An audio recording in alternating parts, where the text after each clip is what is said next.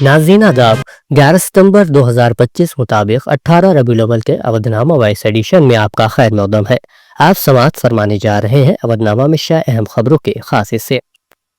France की राजधानी Paris और उसके मुज़ाफ़ाती इलाकों में अलग अलग मस्जिदों के बाहर तकरीबन 9 खिंजीर के सर पाए जाने का मामला पेश आया है।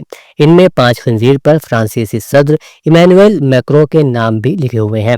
इस वाक़े से पूरे फ्रांस में हंगामा मच गया है। फिलहाल ये पता नहीं चल सका है कि इस शर्मनाक हरकत के पीछे किसका हाथ है, लेकिन फ्रांसीसी अफसरों ने मुल्क की मुस्लिम बरादरी को पूरा तहफ़्फ़ुज़ देने की यकीन दहानी कराई है।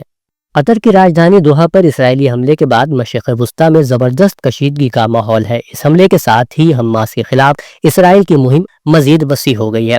कतरी वज़ीर आज़म शेख मोहम्मद बिन अब्दुर्रहमान अस्सानी ने हालिया इसराइली हमले को रियासती दहशतगर्दी करार देते हुए कहा है कि उनका मुल्क महज मजम्मत पर इक्तिफा नहीं कर सकता, बल्कि भरपूर रद्द-ए-अमल का इख्तियार महफूज रखता है।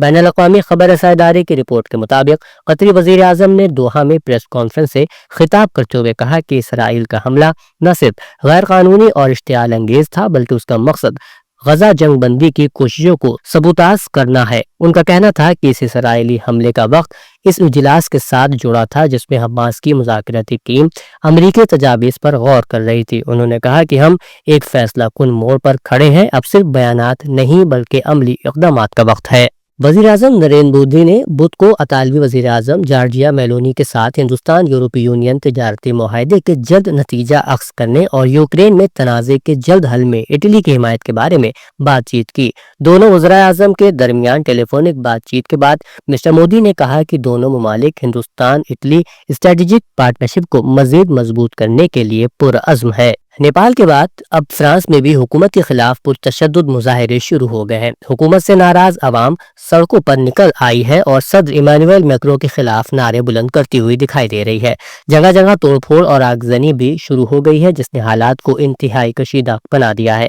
फ्रांस की राजधानी पेरिस में मुश्तइल अवाम पुलिस पर पथराव करती हुई देखी गई। फ्रांस के अवाम सदर इमैनुएल मैक्रों की पॉलिसियों से नाराज है और इनकी नाराजगी इस कदर बढ़ गई है कि उन्होंने शाहराहों पर निकलकर मुजाहरा करना शुरू कर दिया है। इन मुजाहिरों की शुरुआत सोशल मीडिया पर ब्लॉक एवरीथिंग की अपील से हुई और लोग अब मुनज़्ज़म होकर एहतिजाजी मुजाहरा कर रहे हैं। लोकसभा में हिज़्ब इख्तिलाफ के कायद राहुल गांधी बुध के रोज अपने पार्लिमानी हल्के रायबरेली के 2 रोज़ा दौरे पर है। इलाके में एक तकरीब के मुकाम पर पहुंचने से कबल सहाफ़ियों से बातचीत में उन्होंने कहा कि हमारा कलीदी नारा वोट चोर गद्दी छोड़ो है और ये पूरे मुल्क में फैल चुका है और अवामी सतह पर सच साबित होता दिखाई दे रहा है। आने वाले वक्त में हम उसे बार बार मजीद असरअंदाज तरीके से साबित करेंगे। उन्होंने इल्जाम लगाया कि भारतीय जनता पार्टी अवाम का मैंडेट चोरी करके इख्तिदार पर काबिज है। वज़ीर आला योगी आदित्यनाथ ने बुध को कहा कि पैसे की कमी की वजह से किसी गरीब के इलाज में कोई रुकावट नहीं आएगी। इलाज के लिए माली मदद की दरख्वास्त लेकर बहुत से लोग जनता दर्शन के लिए योगी के पास पहुंचे थे। योगी ने उन्हें यकीन दिलाया कि हुकूमत इलाज के लिए पूरी मदद फराहम करेगी। इन दरख्वास्तें ओहदेदारों को सौंपते हुए वज़ीर आला ने हिदायत दी कि इलाज से मुताल्लिक तखमीना का अमल जल्द अज जल्द मुकम्मल करके फाइल हुकूमत को दस्तयाब कराई जाए। उन्होंने रेवेन्यू और पुलिस से मुताल्लिक मुकदमात को मुकम्मल शफाफियत और गैर जानिबदारी से निपटाने की हिदायत देते हुए कहा कि किसी के साथ नाइंसाफी नहीं होनी चाहिए। हर मजलूम के साथ हसास रवैया अपनाते हुए उसकी मदद की जानी चाहिए। उन्होंने ओहदेदारों को हिदायत दी कि अगर किसी ने गरीबों की जमीन पर कब्जा किया है तो फौरी तौर पर जमीन कब्जे से आज़ाद कराई जाए और गुंडों को कानूनी सबक सिखाया जाए। उत्तर प्रदेश के नायब वजीर आला केशव प्रसाद मौर्य ने अजीम मुजाहिद आज़ादी आज़ाद हिंदुस्तान के पहले वजीर आला, साबिक मरकजी वजीर दाखिला और भारत रत्न से सरफराज पंडित गोविंद वल्लभ पंत की 138वीं जयंती के मौके पर लोक भवन में नस्ब उनके मुजस्समे पर गुलहाय अकीदत पेश किए और उन्हें खिराज तहसीन पेश किया। भारत रत्न पंडित गोविंद वल्लभ पंत तकरीब कमेटी के ज़ेर एहतमाम लोक भवन में मुनक्कदा इस प्रोग्राम में उन्होंने पंडित जी की कौम मिल्लत के लिए खिदमात को याद करते हुए रियासत के अवाम की जानिब से अकीदत और एहतराम के साथ खिराज पेश किया और उनकी शख्सियत और कारनामों पर रोशनी डाली। ख्वाजा मोइनुद्दीन चिश्ती लैंग्वेज यूनिवर्सिटी में फैकल्टी ऑफ साइंस ने vice chancellor professor Ajay Taneja के ज़ेर निगरानी साइंस, फितरत, پرورش اور جدت کی جستجو کے اہم موضوع پر ایک اورینٹیشن پروگرام کا انعقاد کیا۔ یہ programme home science, biotechnology, zoology, botany, chemistry, microbiology, ریاضی اور کمپیوٹر سائنس کے شعبوں کے اشتراک سے عمل میں آیا۔ اس پروگرام کے مہمان خصوصی پروفیسر عباس علی مہندی، وائس چانسلر ایرا یونیورسٹی، اور مہمان ذی وقار پروفیسر گجانند پانڈے، سابق چیئرمین شعبہ کیمسٹری BBAU تھے۔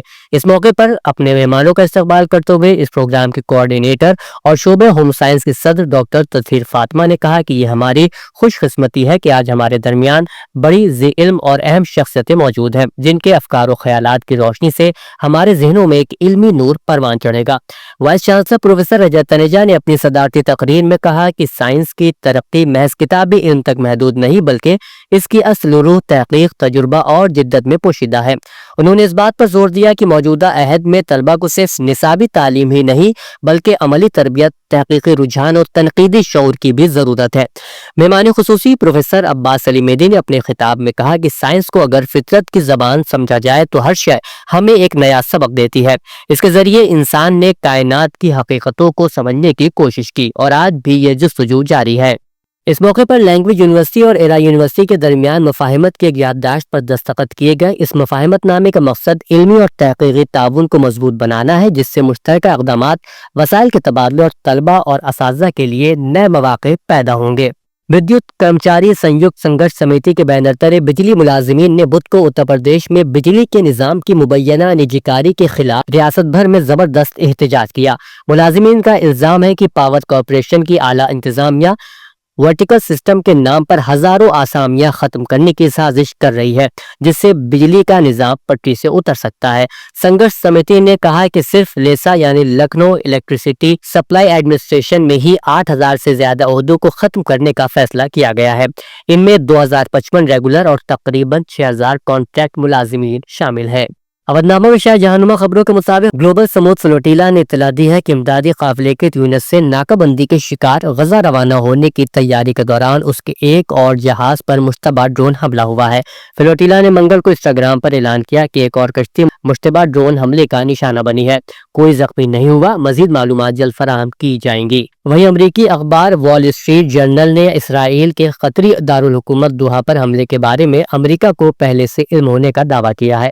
اخبار نے امریکی اور اسرائیلی حکام کا حوالہ دیتے ہوئے دعویٰ کیا کہ دوحہ حملے میں 10 سے زائد اسرائیلی لڑاکا طیاروں نے حصہ لیا جبکہ حماس کی سیاسی قیادت کے زیر استعمال گھر پر طویل فاصلے تک مار کرنے والے میزائل داغے گئے تھے۔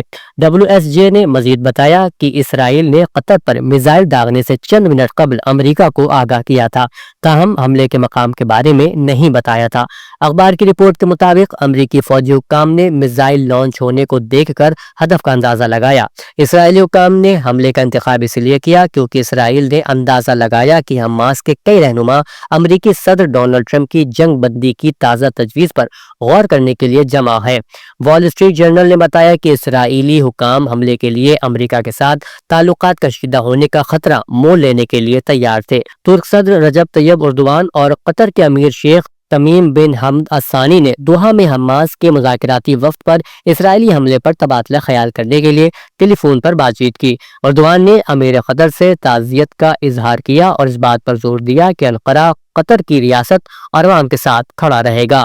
پاکستان کے وزیر دفاع نے قطر پر اسرائیلی حملوں کو تنقید کا نشانہ بناتے ہوئے مسلم ممالک پر زور دیا ہے کہ وہ بدمعاش ریاست اسرائیل کے خلاف معاشی طاقت کا فائدہ اٹھائیں۔ انہوں نے کہا کہ اب وقت آ گیا ہے کہ مسلم ممالک ایک بدمعاش ریاست اسرائیل کے خلاف متحد ہوں۔ ایجنڈا یہ ہے کہ مسلم دنیا سے جامع طور پر نپٹا جائے اور ان کی جو بھی معاشی طاقت ہے اسے بے اثر کیا جائے۔ شری لنکا کی پارلیمنٹ نے آج بدھ کے روز ایک ایسے بل کی منظوری دے دی ہے جس کے تحت سابق صدر مہندرا راجہ پکسے اور دیگر سابق سربراہان ریاست کو پرکاری رہائش گاہوں سے بے دخل کر دیا جائے گا۔